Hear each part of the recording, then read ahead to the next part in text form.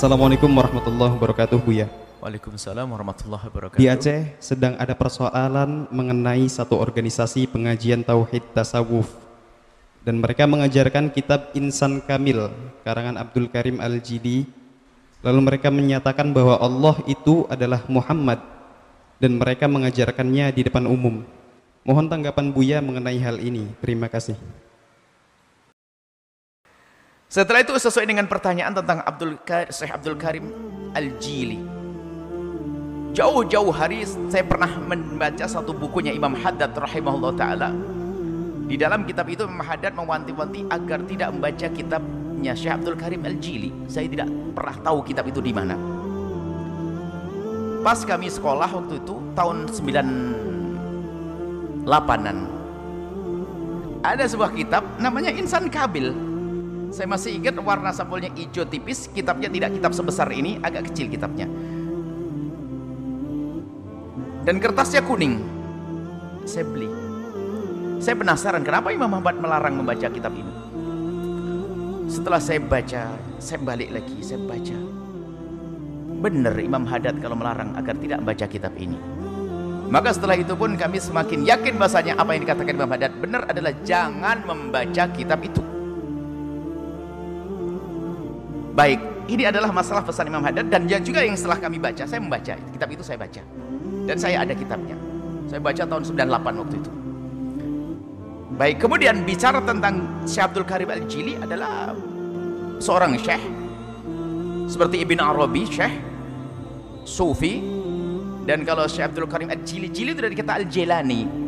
Jili Jilani karena Syekh Abdul Karim Al-Jili itu adalah cucu Abdul Qadir Jilani dari ibundanya. Jadi ibundanya kemandung Syekh Abdul Qadir Al-Jilani. Jadi torekohnya Syekh Abdul Qadir Al-Jilani. Baik, akan tapi ingat masalah kitab. Berkenaan tentang kitab Insan Kamil, kita harus waspada dengan kitab-kitab seperti itu. Pertama, apakah benar kitab itu adalah dinisbatkan kepada Syekh Abdul Karim Al-Jili, seorang syekh sufi yang besar, benar atau tidak? Pertama seperti itu. Baik, jangan gampang. Kemarin ada orang bertanya tentang Awfaqnya Imam Ghazali. Bukan, itu bukan kitabnya Imam Ghazali. Apakah benar kitab ini adalah kitab yang disebutkan pada Syekh Abdul Karim Al-Jili? Baik, yang pertama. Kedua, jika benar itu kitab disebutkan pada Syekh Abdul Karim Al-Jili, kalau memang betul itu disebutkan pada Syekh Abdul Karim Al-Jili, maka benarkah kitab itu masih orisinil? Sebab Ibn Arabi sendiri pernah mengalami, termasuk bukunya dirombak oleh orang-orang yang memusuhinya, dari orang di luar tasawuf yang menyusupkan agar kitab itu rusak. Bahkan Syekh Abdul Wahab Asy-Sya'rani pernah bercerita, aku masih hidup, orang di negeri seberang sana menghujatku. Kenapa? Karena kitabku nyampe ke sana karena aku punya pemikiran salah. Ternyata Pak, di dalam perjalanan kitabku sudah dirubah oleh tangan-tangan jahat sehingga orang yang di negeri sana memusuhi aku. Kata Syekh Abdul Wahab Asy-Sya'rani dalam Mizan, disebutkan Mizan Kubra, dalam Tabbihul Mukhtarin salah. Dia mengatakan, saya masih hidup saja ada orang memalsukan buku saya. Bagaimana jika saya sudah mati? Maka di saat kita bertemu dengan kitab-kitab yang secara zahir adalah tidak sesuai dan sebagainya, mungkin itu adalah tidak benar nisbatnya kepada beliau, atau mungkin ada yang masuk susupan di dalamnya, atau baik begini. Yang ketiga ini saya pegangi muqaddimahnya Syekh Abdul Karim Al-Jili itu sendiri. Muqaddimahnya apa? Beliau mengatakan bahwa kitab ini bersandar kepada kitab dan sunnah. Bagi yang belum faham atau secara zahir tidak sesuai, maka hendaknya ditunda dulu. Jangan buru-buru ingkar, kata beliau. Lah kan beliau kasih isyarat begitu. Maka sudahlah. Kalau begitu ditunda saja, jangan dibaca sampai sekarang. Ditunda saja. Beliau mengatakan begitu. Ditunda saja, apalagi mungkin takut ada susupan kitab tersebut dan sebagainya. Kita tidak mengerti seperti apa. Baik, maka ditunda, tidak perlu kita membaca kitab itu, dan Anda pun tidak usah penasaran dengan kitab tersebut, ya, karena di situ banyak kalimat-kalimat yang orang yang khusus saja mungkin susah memahaminya. Bagaimana ini adalah orang awam. Kemudian setelah itu kita bungkus ini kisah. Menurut Imam Haddad tidak usah kita baca dan kita bungkus. Sekarang kita bab tarbiyah. Kami himbau kepada Anda wahai ustadz di kampung. Tujuan kita membawa umat agar kenal Allah. Bukan diajak dia pusing di dalam urusan pemikiran dan pemahaman. yang gamblang saja kadang masih salah faham, maka jangan diajak mereka bicara sesuatu yang membingungkan. Yang membingungkan dibungkus. Kalau bang Anda ingin diskusikan kitabnya Ibn Arabi, kitabnya Syekh Ibn Arabi, Abdul Qadir Jilani, Anda diskusi dengan para ustadz, sudah silent sampai di situ. Tidak perlu diekspos kemana-mana, khawatir nanti orang menjadi salah paham, akhirnya yang dihujat adalah siapa lagi? Tasawuf dan yang lainnya. Kenapa? Wong pesannya saya sendiri gak boleh, takut orang ingkar. Jadi dia sudah menduga banyak orang ingkar sini. Makanya gak perlu lagi kita angkat ini buku. Masih ada bukunya Syekh Imam Ghazali, Ihya Ulumuddin. Bukunya Imam Haddad semuanya baca, itu semuanya syiat syar'i. Ada Risalah Kusyairiyah. Ada kitab-kitab yang Masya Allah dibaca mudah. Orang paham langsung mudah mengamalkannya. Maka kami himbau dengan hormat Anda, mungkin perlu dipinggirkan dulu kitab-kitab. Masih ada kita kaji Ihya Ulumuddin. Amalkan Ihya Ulumuddin sudah tuntas.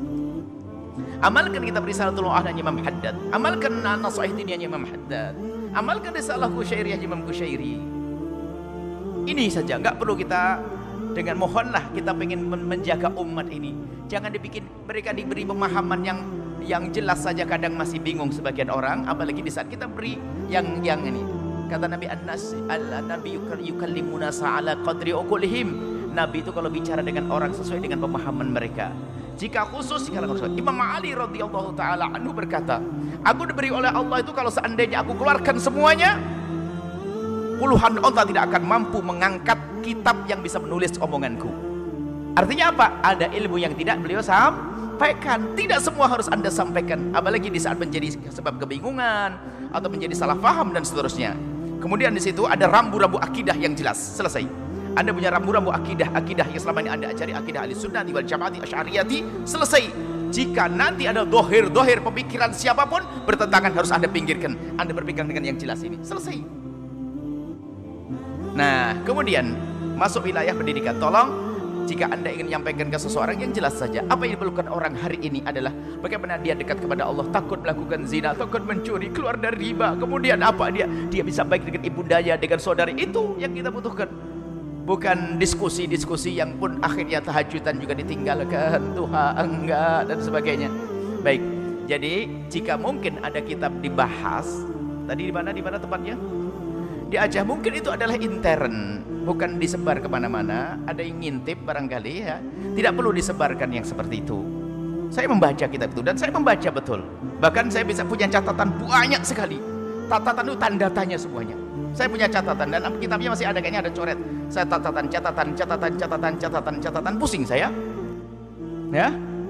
Tapi dinisbatkan kepada seorang syekh besar, maka secara zahir bertentangan dengan yang saya yakini, dengan akidah yang saya yakini.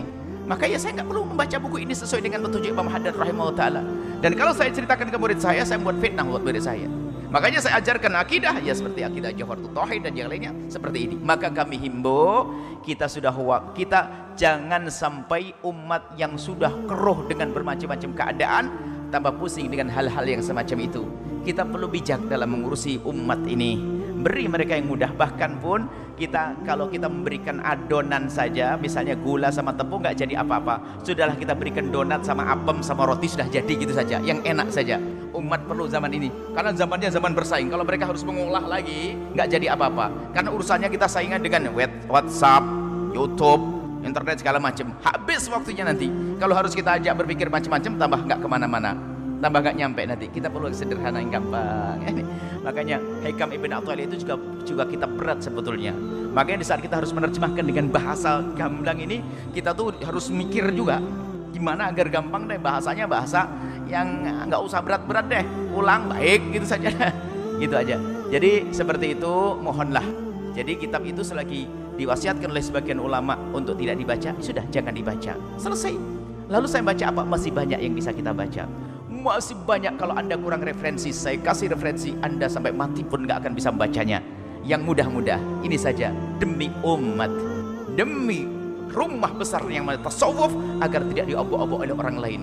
Ya, jangan sampai kita menghadirkan kitab Ibn Arabi, tidak perlu dikaji secara umum. Kitab-kitab yang ada kalimat-kalimat yang berat semacam itu tidak perlu dibahas di umum.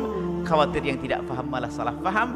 kalau orang tidak faham itu adalah mudah diselesaikan, tapi kalau salah faham akan berpegang sebuah kesalahan karena dianggap itu sebuah pemahaman itu yang membahayakan, menjerumuskan nanti. Baik, jadi seperti itu. Mohon maaf mungkin para masyayikh yang ada di mana tadi, di Aceh. Kami bukan berarti menghalangi Anda dekat dengan umat dengan cara Anda. Kalau betul ini kami mencintai Anda, mencintai semuanya, inilah pesan kami untuk diri kami sendiri dan juga yang kami baca dari Imam Haddad, agar kita senantiasa menjaga umat inilah agar tidak dikenalkan dengan buku-buku yang seperti itu.